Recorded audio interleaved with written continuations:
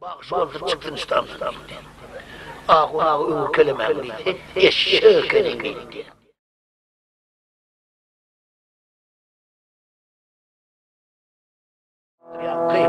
Şimdi alimlere sonra veriyor. Sen alim olsan senin haber atacak diye aldım.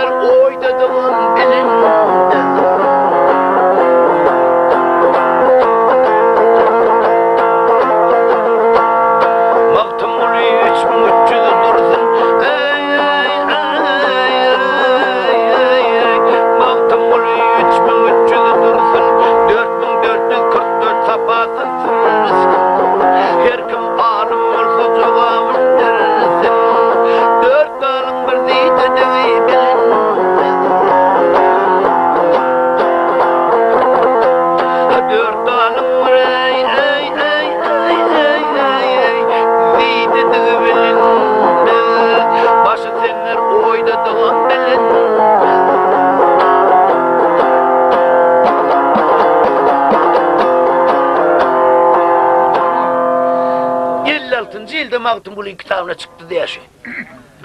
Şunu alıp Molla Bayram Akun deyip yol ötende uğra Akun var olup akadın bağladı. Şunun yanına vardım diye.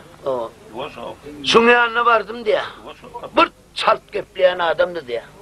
Şunu çözüpler Akun ağa dedim. Ay kurçam ben koçayet bağladı bir köreti belki şunun yanına var soğulardı gitti. Ay gittim şuna pazar yürümün diye. O atlar 17 kilometre onun ağrı piyada gitmeli bayram aldın ağrı. Bardım bol haytişmeyal kör var eken diye şeyhi. Şundan soradım diye, çözüp ver bilmezmin o şeyhi ağa. Ay onu kurçan ben çözü bilmen yöne. Cuma gün bir Özbekistan'dan bir müftü gelecek şobiler deyit diye, Samarkand'dan gelmeli, ziyarete gelecek deyip haber geldi. Sen Cuma günü gel ondan sonra deyit diye. Cuma günü kaytadan gittim şuna diye. Bardım olayım gelin eken hakikatten. Bir ortada orada mışlık vardı, o kör çümdükler koyuverdim diye sonra perayın dedim. Ha müftü ağa, şehirde bir oğlan bir neyse soracak diye. Ay soran dedi. Yankıyın okuyup verdim diye, alınmalıdan senin haber alayın ne minnettir kayda da bilinmez. Maktum 3300 dursun, 4444 sapaz dursun. Her kim alınmalıda cevabını versin, 4 alınır deydi de bilinmez. Ne mi deyiptir bu maktum olayım, müftü ağa dedim bunu. Ey! Ay kanadan bilmezem ben, kayırdan biler ben, kovum ne ulayadan deyip. Değerli mi bir kişiydi? Ak börüklü molla veçeler yanından hem bizim reisimize bir derek sonra verip kellesini ağıştayan deyip de kokayı verdiler de. Ulayadan ağlak kaçtım diye giyeceğin içinde. Ertir namazda öyle çıkıtsan çam namazda oradan yetişen de ulaya. Hoca itibaba. 17 kilometre bayram aldan ağrı piyada gitmeli avtobus katlarına hoplayan Gelip 76. yıl 20 yıl geçen zaman diye bizim önünde bir tapar moğallalar aydıp verdim olayım. Ana hun ağıldı diye ertesi o gün gıyca aydıp verip ertesi gün örtanam aydıp verip oturdum oğlum. Hun ağıldı deyip diye turup salamlaştılar. Benim turup salamlaştım geçip oturdu diyeyim. Naharıydı tövür kaldırdı oğlum. Şehirde bizim bir bağışçımız var hun ağışını dinleysen bağışı oldu çıksın İstanbul'dan deydi. Mene bağışı dinleyemdim. Sizin aydayan bağışlarınızdan değilken Kalkoz meydanında bir gözel gördüm ya Mehruvan partiyam sen zayanlı diyen aydınlara aydan o düğünün ber könüden aydıp bizine kulağımızı kâmete getirdi ahuna göğünü almadı niye kece aydım aydaydın haydi söyle oğlum neyim yeni var közler diye han bir aydım aydın da cönözün şu aydan değil benim ertil namaz pardı adamdan kaldı öğlen namaz pardı Halil'den kaldı 3 rekat bitir vacip Allah'tan geldi şuna ayttım onu ne be hani yeni vermezsen dedi o namaz kon dervişler, devletli baylar, dünyanın gerdisi kestir yaranlar. Minnet bilin o kadar namaz gergiz yol olmaz devlete dayanmak hiçtir yaranlar. İğnenem üstüsül celil var üstüne setirledim olun diye. Olup aldı artayanı burçta koydum yani yanıma geç hanı oldu itti yani kahun. Ay dilime uğraşır ahun ağa deyip tutarma mal geçtim sen eşeğ kenin gitti. Göre elini aldı artaya kaldın. Sen Kur'an'dan giden olsan karı ol, bir giden Müslümana hak dini yoluna marda, hak dini yoluna salp bilce oğlun sen ekenin. Göre elini aldı artaya kaldın sen Kur'an'dan ne için gitmedin? Ahuna uğur kelemen dedim diye. Sen 2 pirli dağda aldı artayak diye attıktın yol etenin anırında 35 kilometre anırında babagan var deyip bir pir yatırmının. Aşık aydın deyip bir pir yatırdı aşık oldu. 2 pirli dağda aldı artayak diye attıktın dedim onu diye kelimedin aytar çoğu etti diye çöküne düşüp. O zaman ahuna ay dinin aydı kitabında şu tutar çalvaydım aytmalı deldiğin yerini orkada onun zaman tutar ellemeyin deydim. Babar mı? İkinciden mahtum oluyor alalım 270 ilminin ozal yazmandır mı sahablen sekvete yaman demeyenler Adam'a tebina olanda vardır demeyendir mi? Bir iki mi? Üçüncüden Hazreti Ali'yalı kişinin din kılıcın çalan adamın kaptalın sağlandası olurdu mene babagan var sağlandası. Dördüncüden dinin en özen yerini yerisi var. Arap'tan mı o? Bar priyomne getir Araplan helelerine çen aydım ayttır onu orkudu. Beşinciden, dokuzuncudan deyip sana hakkı otin ol, boyhana ol, den belakenin gitti. Son toydan dilap meni öyün al gitti diyer ol. Dokte pelkin diye. Ana öyüne getirip, ana mal soyup bana sevş etti diye. Ova. Şundan soradım diye da. Ahuna 20 yıldan ver bilmeni öğrenmir lazım malsın bir aydan. Ana kodin. Alim olsan senin havaralayın ne minnettir kaydede gülmeziydim. Oho olsun öz minnet deydi. Şunu bilecek olsan minnet deyip turip içkizayın kapısına işte ol içkizayı biblioteki kendi. Şunu bilecek olsan şu kitaphanana oka kutormalı ilki deydi. Şiirde minneti var deydi.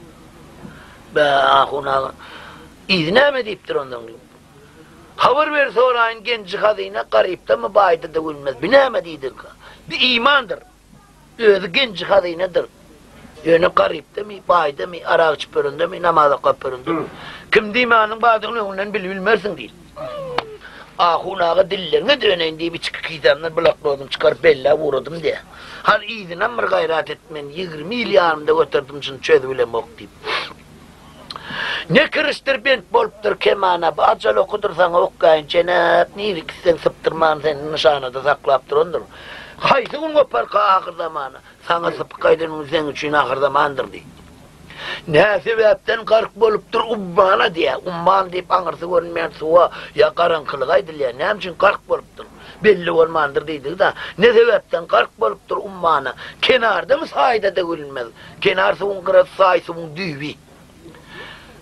O orsam dünü diyendir sana.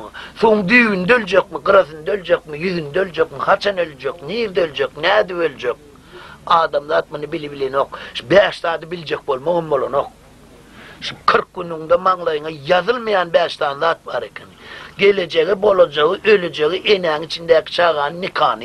Allah Teala pırkazın şova doğru diyen eken hükümlü.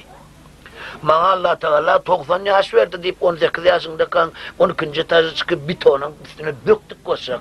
Ölürsün ha. Ya poydun aşağına bak, ölürsün ha. Sol Allah Teala şu vakti veriyor onun hükmünü. Çünkü öleceği adı, geleceği, bolacağı, öleceği eneğin içindeki çağın nikahını.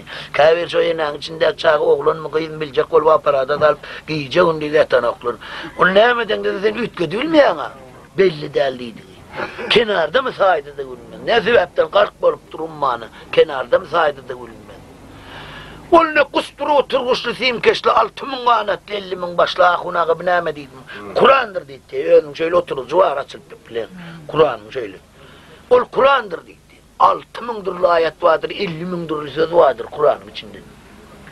Atası 40'ında oğlu 100 yaşlı. Toyda da uyafta da bilmez. Biname ahunağı desem.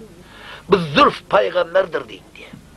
Zülf peygamber Allah Teala bu 124.400 peygamber indirdi. Maşaların 7 sancağı Allah Teala'nın bağırdığını adamlara köpçülükle müçbörde inandırıp bildiler. Şolu inandırıp bilenler Adam Safilillah, Nuh Nebilillah, İbrahim Halilillah, Davud Halifatullah, Musa Kelimullah, İsa Ruhullah, Muhammed Resulullah. Şolu inandırdı. Kalanları inandırıbilmedi. Şolu inandırıp bilmediklerinden bir Zülf peygamberdir. Yaş 40'a varanda bunu koy veren ekenlerde bana uğrasın ay Allah Teala deyip aldıracak olma biz deyip adamlar koy veren ekenler. Ondan Allah Teala nalış ediptir de beni bir 100 yıldan son döreden olsan benim bu adamlara inandırıp bilirdim olun şu vatanının ok adamların ağını pes. Yeni 100 yıldan adamların ağını ösersen beni son indireyim alkenin Allah deyip nalış etti olun. Allah Teala her peygambere bir kesb muczuza verdi. Musa peygamberin ajdarha volkiden olsa kazası. İsa peygamber öyle adamları değil koyverdi. Muhammed peygamberin gururunu dinlep ertedin akşam açan nanimen adamlar açlığını yadından çıkardılar. Ama mına volin son muczudan verdi. 40 yaşında bir oğlu oldu, sen öyle otur geleyim, ben oğlunu yükkeleyim deyip, oğlunu yılmana gidip ağaçağızın düğünde, eşeğinden kuklak kaldı, Türk görse 100 yıl geç gidip üstünden. Ayağım sol otursundur o deyip, öynül oğluna gelse, öyleri ok kaçmaz, bağ olup durur, kanarlar kazılıp, şehir olup gidiptir öylerinin yani. Hani bizim öyümüz yerle diye kıyır verttir, ovasına gelip olun, ovas şehir olup gidiptir da ösüm. 100 yıl geç gidiptir üstünden. 114 yaşlı bir yaşlı kuda kudretülün ölmeyen ağlan eken. İnciğim ben seni bir yerde görünmem diyeceğim kimden diyeyim. Vakmesi Zülf peygamber daha diye kıyır verttir. 14 yaşındayken de Zülf peygamber diritik olanda. Doğrudanım sen Zülf peygamber ayağını bir vade ölüp diyorsun oğlum çağır eline oğlum var deyip. Sonunda balon oğlunu çağırdılar. Oğlu akıllıca baba 100 yaşında. O çocuğusuna dur. Oğul bir saat okulap durun yalı onun için, Zülf peygamber için. Allah Teala şu kesip verdi dağını. 100 yıldan sonra dörttü dağını. İki selamlaştı. Bu Zülf peygamberdir deydi. Atası 40'ında oğlu 100 yaşlı. Toyda da yasta da ölmez. Onunla her yerde yatirken makanı kesbab etti Sure-i Taha. Binama ahunağı deyip. Muhammed Mustafa sallallahu aleyhi ve sellem'dir. Medine'de kemmaka volpetendir ozali ve ahireti peygamber oldu da. Hava. Bir rivayette aydıptırlar Adam ata. Ciddi şehirinin ağırlığında Sernavani diye yarımada var ziyaret edip kaydiyalar. Şehirde Adam ata ol geçiptir deyip. Adam ata olmadı kolu bizim hiç birimiden olmalılar. Şimdi nehili Sure-i Taha diyen süresinde Kur'an'ın suretlendiriptir diye. Kerki çoğun pili zokanajlarga, kerkem oldan, pilim oldan, yaş vaktın bir kanaram olda götür gidersin emma bir vakt gelir endamın çokup durun peşşen öldürmene de uyuzun etmez deyiptir. Mağtım ol 3300'ü dursun, 4444 sapazı dursun. Her kim alım olsa cevabını versin, 4 alım zeyde de ölmez. Ağunağı bineme kadi soradım olun diye. Aymına mağtım olun, Türkiye'li vaydayma demeyene bilmez mana oldu diye. Ağunağı bu zatlar çözüp verdin diye. Buna mır gayret ettiydim ne ol. Ay koysana uçağına, ay şonda da koyuna karaman başladı.